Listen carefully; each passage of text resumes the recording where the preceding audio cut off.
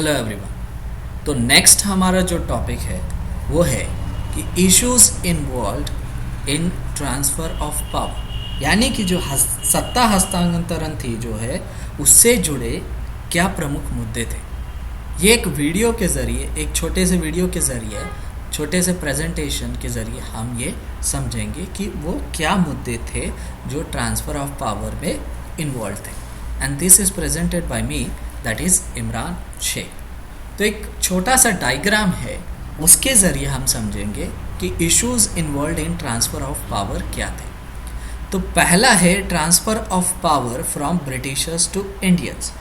तो अंग्रेज़ों से जो है भारतीयों को सत्ता जो है हस्तांतरण करनी थी, यानी कि ट्रांसफ़र ऑफ पावर देना था एक संवैधानिक रूप से, एक कॉन्स्टिट्यूशनल रूप से।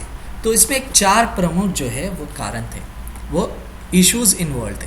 पहला था कि एक new constitution is needed, second is an interim government is needed, third is communal issues to be resolve, and fourth is if partition is happening, उससे क्या क्या है। तो पहला जो है अ न्यू कॉन्स्टिट्यूशन नीडेड, यानी कि एक नया संविधान चाहिए। कॉन्स्टिट्यूशन चाहिए कि कंट्री कैसे गवर्न करेगा, कंट्री कैसे रन होगा। तो एक प्रॉपर जो है कॉन्स्टिट्यूशनल तरीके से ट्रांसफ़र ऑफ पावर हो रहा है, तो एक नया कॉन्स्टिट्यूशन भी बनाना बहुत ज़रूरी है, और वो भारतीयों ने अपना कॉन्स्टिट्यूशन बनाना बहुत ज़रूरी है। इसीलिए और कॉन्स्टिट्यूशन बनाने के लिए जो है कॉन्स्टिट्यूशन असेंबली बनना बहुत ज़रूरी है। तो 1946 के अंदर जो है ब्रिटिशों ने कॉन्स्टिट्यूशन असेंबली बनाने की घोषणा कर दी। तो ये एक प्रमुख मुद्दा था, ये एक पहला इशू था जो था कॉन्स्टिट्यूशन। दूसरा जो है एन इंटरिम गवर्नमेंट नीडेड। तो ये तो तय था कि भारत को आज़ादी देनी है 1947-48 के अंदर। तो उससे पहले जो है एक इंटरिम गवर्नमेंट, यानी कि एक अंतरिम सरकार चाहिए होगी। और सरकार कैसे बनेगी? आप किसी को भी तो मंत्री नहीं बना सकते, किसी को भी हेड ऑफ गवर्नमेंट नहीं बना सकते। तो उसके लिए जो है चुनाव होना बहुत ज़रूरी है। तो इंटरिम गवर्नमेंट जो है वो सेकंड पॉइंट है, और उसके लिए जो है इलेक्शंस आर नेसेसरी।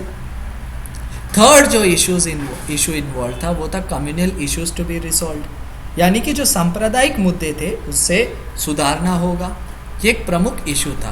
तो उसके लिए क्या है, Congress and league must agree on power sharing agreement, यानी कि कांग्रेस और लीग जो है सत्ता बंटवारे पर जो है सहमत होने चाहिए।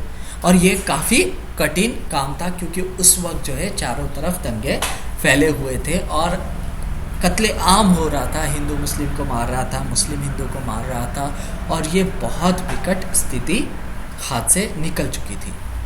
चौथा जो इशू था वो था पार्टीशन। मुस्लिम लीग जो है अपनी मांग पर अड़ी हुई थी कि हमें तो सेपरेट देश ही चाहिए, और फिर जो है पार्टीशन करना होगा, भारत के 2 टुकड़े करने होंगे। तो भारत के 2 टुकड़े जब करने होंगे तो फिर पार्टीशन कैसे करना है, उसकी बाउंड्रीज क्या रहेगी, वेल्थ कैसे डिवाइड होगी, लैंड कैसे डिवाइड होगी, पॉपुलेशन कैसे डिवाइड होगा, ये सारे चीज़ें तय करनी होगी। और उसके लिए जो है एक्सपर्ट कमेटी बिठानी पड़ेगी। तो फिर बाउंड्री एंड पार्टीशन कमीशन जो है उसकी ज़रूरत पड़ेगी। तो ये माउंटबैटन के सामने जो है ये सारे मुद्दे थे आज़ादी देने से पहले।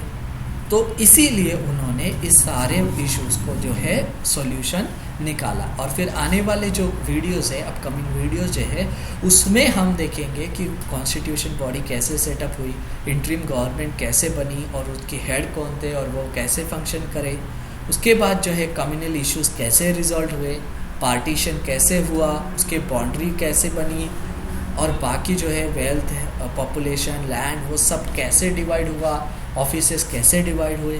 ये सारे जो है पॉइंट्स हम आने वाले वीडियोस में डिस्कस करेंगे। तो होप आपको ये लेक्चर पसंद आया होगा। अगर आपको ये वीडियो पसंद आया है तो आप हमारा चैनल जो है सिंपल कॉन्सेप्ट्स, उसे सब्सक्राइब करें। हमने 1000 से भी ज़्यादा वीडियोस अपलोड किए हैं। सीसैट के ऊपर भी सॉल्व प्रॉब्लम्स हमने अपलोड किए हैं। उसके बाद हिस्ट्री की जो है ये सीरीज़ है, जो इंडियन इंडिपेंडेंस स्ट्रगल 1857 से लेके तो 1947 तक हमने हर इवेंट जो है इसमें कवर करने की कोशिश की है।